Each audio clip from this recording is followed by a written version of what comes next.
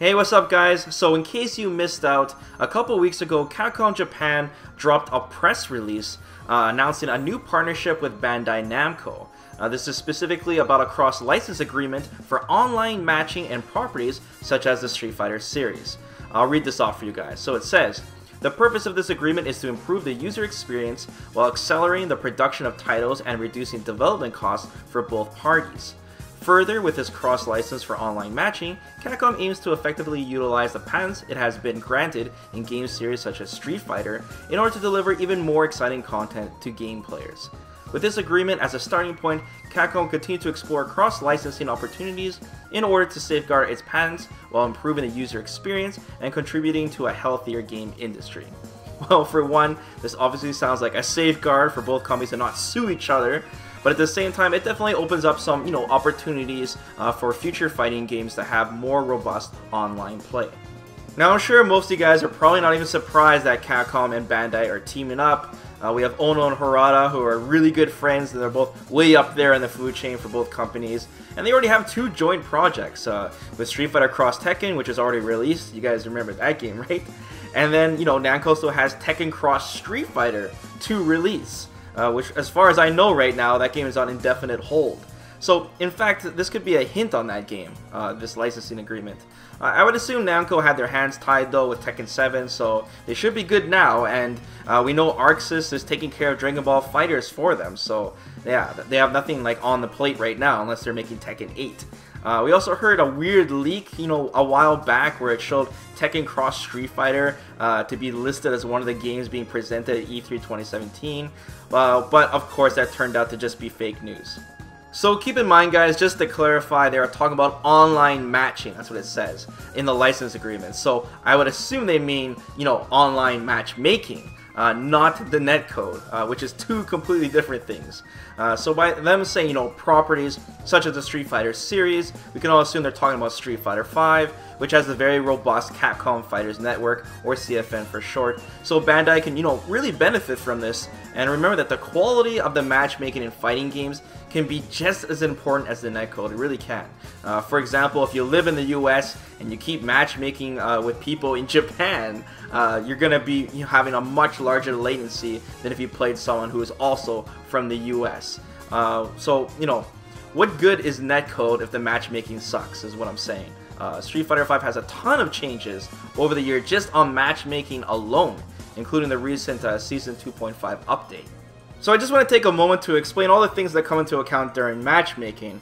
It's a lot more stuff than you guys think. So for one, when you search for your opponent online, it has to put into account your rank, right? So it wouldn't be a really good experience if you're playing against people that are way higher ranked than you, or even way lower ranked than you. So let's say you're a bronze player in Street Fighter V. It wouldn't be very fun if you play against someone who is in Master rank, right? Or Ultra Platinum. You definitely want to be matchmaking against someone the same rank as Bronze, or Silver, or even Gold. And at the same time, if you're a Master player, it wouldn't be very fun if you're playing against people that are Bronze players too, right? And then the second thing that's to put into account is the distance. So ideally, someone closer to you might be a better connection for you. So you don't want to be playing people in a different region, a different country as you. The best case scenario would be playing against someone in the same country as you, or better yet, the same state or province, or even better yet, the same city. I think the best case scenario would be playing against your next door neighbor if he's playing the game at the same time as you, in the same rank, of course. And the third thing is latency. So just like I said, even though they're in the same country as you, does not necessarily mean the connections will be good. It has to figure out, if you two play, how good will the connection be, right? This also depends if the game uses servers, or if it uses, peer-to-peer, right? For example. And then we also have to put into account the player history. So, are you playing against the same player again that you just recently played? It wouldn't be a very fun experience if you kept on playing against the same player over and over again. So when it finds that perfect match for you, the game's like, okay, well, this is the perfect match for you if you're looking for matches again, but at the same time, they're like, but you guys just played each other. And most people don't want to play against the same player. So it wants to matchmake with, different players all the time. So it has to put that into account as well. And then we got rage quitters, right? So rage quitting is also a problem. It doesn't want to matchmake, people that are rage quitting, you don't want to play against somebody that, no matter what, you're not going to get the points if you beat him, and he's just going to rage quit outright. So then it has to put into account, what are they going to do with this rage quitters? Are they going to penalize him, or are they going to give him a timeout or ban him? Right now in the Street Fighter V system, we got the Reaper icon, so rage quitters are playing against rage quitters, and people that don't disconnect constantly are playing against other people that don't disconnect constantly. And then finally, on top of all of this, we got speed and accuracy. So the problem is that when you're trying to find this perfect match, it's gonna take a long ass time, right? The game knows that, you know, if you're waiting for 10 minutes plus per match, that's not a very fun experience either, even if you find the perfect opponent. It's just too much downtime, right? So the game has to put that into account as well. It's gonna be finding you a match as fast as possible, but as accurate as possible, and that's why it asks you, you know, in Street Fighter V, do you want a 4 to 5 bar connection or a 5 bar connection? When I search a 5 bar connection, I don't find a match forever. So I usually use 4 to 5 for example, right? But at least it gives you the option. So even after all these things I mentioned, you know, if the matchmaking is perfect, okay, it does not guarantee that the connection is going to be good against your opponent still, right? Because your opponent could still be on Wi-Fi downloading torrents, or he could be streaming with a 1 megabyte upload total connection or something, or, you know, or the netcode just sucks, right? If the netcode just sucks, then that's a problem too.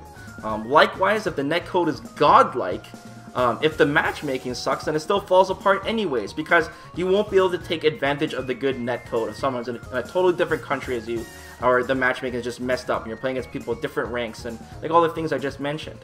There are other great things that the Capcom FighterZ Network brings to the table though besides matchmaking. For one, it has stat tracking, right? So you can see how many fireballs you've thrown, how many times you've been thrown by the opponent. It can also help, you know, personally just grow as a player, where you can search your worst matchups or what matchups you're running into the most. Things like that. Stat tracking is always great for fighting games. And another thing is player tracking. Do you want to stalk your favorite player, see what they're up to? You learn really fast when you watch better players play. And then third is the replay system, which I just mentioned with player tracking. It goes hand in hand, right? Where you can just search the most recent matches for whatever character, especially if there's a new character out, right? You want to find out who are the best players for that character. And then finally we have the crossplay. You know, being able to play people on different platforms is going to be great, right? It makes the scene that much bigger. We don't like the idea where, you know, Xbox players can only play with Xbox players, etc. You know, Street Fighter V is kind of, you know, a weird case because they did everything in-house in order to do this cross play, right? With the partnership with Sony, of course, we couldn't be able to get Xbox on the game, but it would have been great though if all three platforms played together.